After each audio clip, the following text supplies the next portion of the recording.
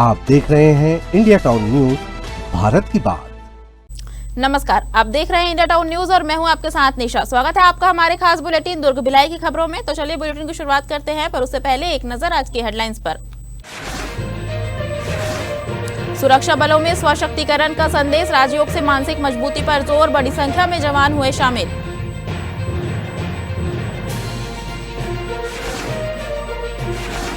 तीसरी वाहिनी में आपदा प्रबंधन मॉक ड्रिल, बाढ़, फायर और रेस्क्यू का व्यवहारिक प्रशिक्षण, जवानों को सीपीआर और रेस्क्यू तकनीकी की जानकारी।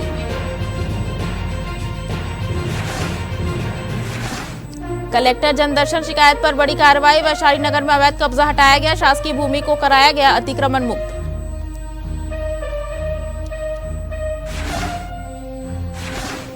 नकली सोना बेचने वाले गिरोह का भंडाफोड़, आरोपी गिरफ्तार, 1 किलो नकली धातु बरामद, जमीन में खजाना मिलने का झांसा देकर करते थे ठगी। भिलाई में सुरक्षा बलों के लिए एक विशेष आध्यात्मिक और प्रशिक्षण कार्यक्रम का आयोजन किया गया, जिसमें सशक्तिकरण से राष्ट्र सशक्तिकरण का संदेश दिया गया। कार्यक्रम का उद्देश्य पुलिस और सुरक्षा बलों को मानसिक रूप से मजबूत बनाना और तनाव मुक्त कार्य प्रणाली को बढ़ावा देना रहा। इस अवसर पर अधिकारियों और विशेषज्ञों ने आत्मबल और ध्यान के महत्व पर प्रकाश डाला।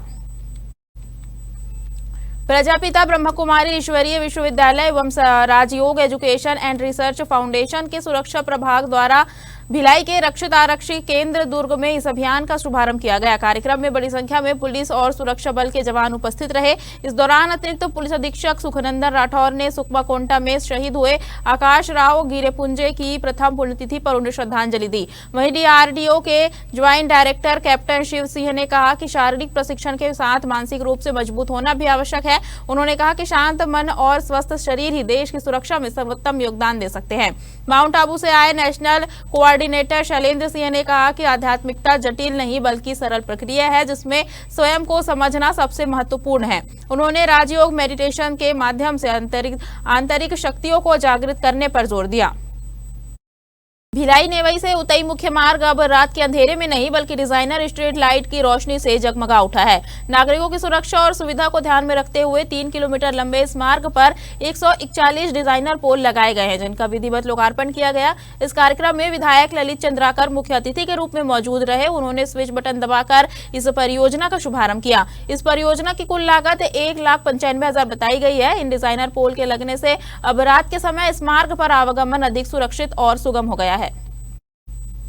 विधायक ललित चंद्राकर ने कहा कि इस स्ट्रीट लाइट परियोजना से क्षेत्र के लोगों को बड़ी राहत मिलेगी, खासकर छात्र छात्राओं, कामकाजी महिलाओं और वरिष्ठ नागरिकों को अब अंधेरे की परेशानी का सामना नहीं करना पड़ेगा। उन्होंने कहा कि स्ट्रीट लाइट लगने से सड़क दुर्घटनाओं में कमी आएगी और असामाजिक तत्वों पर भी अंकुश लगेगा। विधायक ने भरोसा दिलाया कि आने वाले समय में रिसाली, नेवई और उतई सहित पूरे विधानसभा क्षेत्र में सड़क, बिजली और पानी जैसी बुनियादी सुविधाओं का और विस्तार किया जाएगा। उन्होंने कहा कि क्षेत्र की जनता को बेहतर मूलभूत सुविधाएं उपलब्ध कराना उनकी प्राथमिकता और नैतिक जिम्मेदारी है और इस दिशा में लगातार काम जारी रहेगा। दुर्ग पुलिस ने एक ऐसे अंतरजिला गिरोह का पर्दाफाश किया है जो नकली सोने को असली बताकर लोगों से धोखाधड़ी करता था। आरोपी जमीन में गड़ा खजाना मिलने की कहानी बनाकर लोगों को अपने जाल में फंसाते थे और सस्ते दाम में सोने जैसे दिखने वाले बिस्किट बेचकर ठगी करते थे। पुलिस ने इस मामले में 5 आरोपियों को गिरफ्तार किया है और बड़ी मात्रा में नकली सोना बरामद किया है।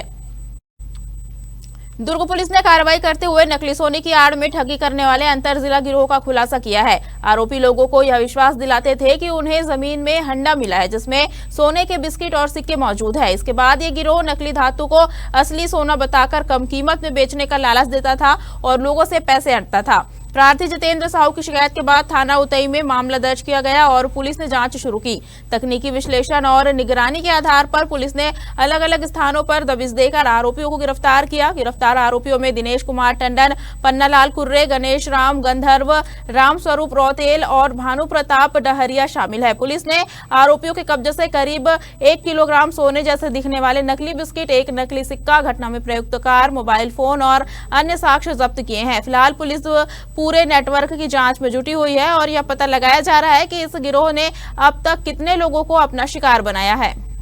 जितेंद्र साहू के द्वारा थाना उतई में आकर एक रिपोर्ट दर्ज कराया गया कि कुछ लोगों के द्वारा नकली सोना बेचने में संपर्क किया जा रहा है, जिस पर तुरंत हमारी टीम के द्वारा कार्रवाई की गई और एक व्यक्ति को पकड़ा गया जो यही लोकल रहने वाला था कुर्सी का। उसके बाद उसके जरिए हमने 4 अन्य व्यक्तियों को पकड़ा, जिनसे हमको नकली सोना बरामद हुआ है और उनको हिरासत में लेकर न्यायिक रिमांड में भेजा गया है। इसमें आपराधी कुछ पिछला रिकॉर्ड था?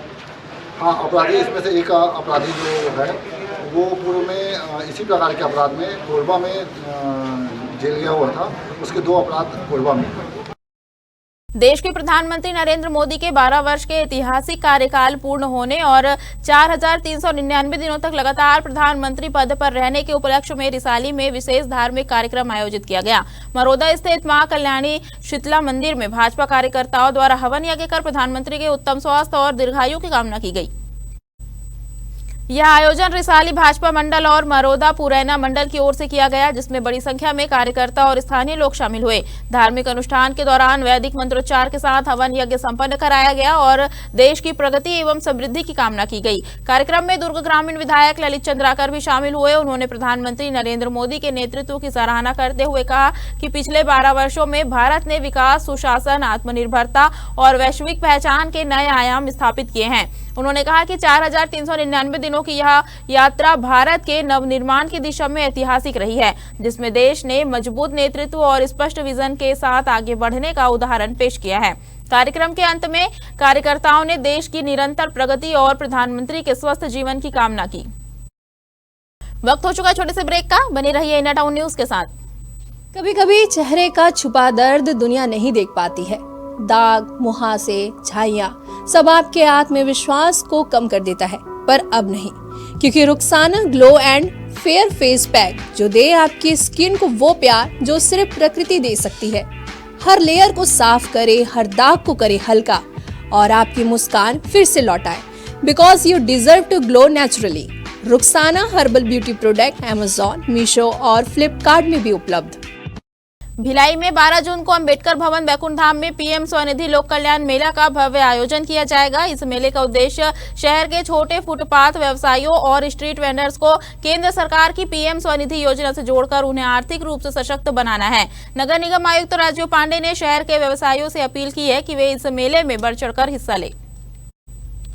इस आयोजन को लेकर निगम प्रशासन ने तैयारियां तेज कर दी है। नोडल अधिकारी अनिल सिंह की अध्यक्षता में बैठक लेकर क्षेत्रीय परियोजना प्रबंधक ईशान शर्मा और भावना सिंह को कार्यक्रम को सफल बनाने के निर्देश दिए गए हैं। मेले में नगर निगम के साथ विभिन्न राष्ट्रीयकृत और निजी बैंकों के प्रतिनिधि मौजूद रहेंगे, जहां स्ट्रीट वेंडर्स को आसान प्रक्रिया के तहत ऋण उपलब्ध कराया जाएगा। साथ ही डिजिटल लेन देन को बढ़ावा देने के लिए प्रशिक्षण भी दिया जाएगा। कार्यक्रम में लाभार्थियों के आवेदनों का मौके पर ही निराकरण करने की व्यवस्था की गई है। इसके अलावा स्वनिधि से समृद्धि कार्यक्रम के तहत लाभार्थियों को आयुष्मान भारत, जीवन ज्योति बीमा, सुरक्षा बीमा और श्रम योगी मानधन योजना जैसी योजनाओं से भी जोड़ा जाएगा। निगम प्रशासन ने अपील की है कि मेले में आने वाले हितग्राही अपने जरूरी दस्तावेज साथ लेकर आए ताकि उन्हें योजनाओं का लाभ तुरंत मिल सके। भिलाई नगर पालिका निगम आयुक्त राजीव कुमार पांडे ने जोन 3 मदर टेरेसा नगर क्षेत्र का निरीक्षण किया। इस दौरान उन्होंने तेल्हा नाला निर्माण कार्य, अवैध रूप से संचालित दुकानों और विभिन्न विकास कार्यों की स्थिति का जायजा लिया। निरीक्षण के दौरान आयुक्त ने निर्माण एजेंसी को कार्य शीघ्र पूर्ण करने के सख्त निर्देश दिए ताकि बरसात में जल भराव की समस्या उत्पन्न न हो। निरीक्षण के दौरान आयुक्त ने तेल्हा नाला निर्माण कार्य की धीमी प्रगति पर नाराजगी व्यक्त की और निर्माण एजेंसी को जल्द कार्य पूर्ण करने के निर्देश दिए। उन्होंने कहा कि समय पर कार्य पूरा नहीं होने से बरसात के दौरान क्षेत्र में जलभराव की स्थिति बन सकती है। इसके बाद दुर्गापारा कैंप 2 में नाली के ऊपर अवैध रूप से संचालित मांस मटन दुकान का निरीक्षण किया गया, जहां खुले में बिक्री पर नाराजगी जताते हुए तत्काल कार्रवाई और दुकान हटाने के निर्देश दिए गए। आयुक्त ने संतोषी पारा में निर्माणाधीन नवीन सामुदायिक भवन का भी निरीक्षण किया और कार्य को शीघ्र पूरा करने कहा ताकि स्थानीय नागरिकों को सामाजिक कार्यक्रमों के लिए सुविधा मिल सके। इसके अलावा दुर्गा पंडाल के स्टेज और शेड व्यवस्था का जायजा लेते हुए प्रकाश व्यवस्था और साफ सफाई सुनिश्चित करने के निर्देश दिए गए। अंत में बैकुंठ धाम स्थित अंबेडकर भवन का निरीक्षण कर 12 जून को आयोजित होने वाले शिविर को देखते हुए साफ सफाई और व्यवस्थाओं को दुरुस्त रखने के निर्देश दिए गए। भिलाई नगर निगम ने कलेक्टर जनदर्शन में मिली शिकायत पर बड़ी कार्रवाई करते हुए जोन 2 वैशाली नगर क्षेत्र में अवैध अतिक्रमण हटाया। शासकीय भूमि पर बने शेड और झुग्गी झोपड़ी को हटाकर सड़क मार्ग को पूरी तरह मुक्त कराया गया। निगम की इस कार्रवाई के बाद क्षेत्र में हड़कंप की स्थिति देखी गई। जानकारी के अनुसार वार्ड 22 कुरुड ढांचा भवन के पास स्थित साईं मंदिर क्षेत्र में कुछ लोगों द्वारा शासकीय भूमि पर अवैध रूप से शेड और झुग्गी झोपड़ी बनाकर कब्जा किया गया था। इससे न केवल सड़क का हिस्सा बाधित हो रहा था बल्कि आम नागरिकों को आवागमन में भी परेशानियों का सामना करना पड़ रहा था। कलेक्टर जनदर्शन में प्राप्त शिकायत के बाद निगम आयुक्त राजीव कुमार पांडे के निर्देश पर जोन 2 राजस्व विभाग और बेदखली दल मौके पर पहुंचा। निरीक्षण में अतिक्रमण की पुष्टि होने के बाद टीम ने तत्काल कार्रवाई करते हुए अवैध निर्माण हटाया और कब्जे वाली भूमि को मुक्त कराया। निगम अधिकारियों ने स्पष्ट किया कि शासकीय भूमि और सार्वजनिक मार्गों पर किसी भी प्रकार का अतिक्रमण बर्दाश्त नहीं किया जाएगा। साथ ही नागरिकों से अपील की गई कि वे नियमों का पालन करें, अन्यथा आगे भी इसी तरह की कार्रवाई जारी रहेगी। भिलाई में छत्तीसगढ़ सशस्त्र बल की तीसरी वाहिनी अमलेश्वर में आपदा प्रबंधन को लेकर एक विशेष बाढ़, अग्नि एवं सिविल डिफेंस मॉक ड्रिल का आयोजन किया गया। इस अभ्यास का उद्देश्य जवानों को वास्तविक परिस्थितियों में त्वरित और प्रभावी रेस्क्यू कार्य के लिए तैयार करना रहा। कार्यक्रम में एसडीआरएफ और जिला सेनानी दुर्ग के अधिकारियों ने विभिन्न बचाव तकनीकों का व्यावहारिक प्रदर्शन किया।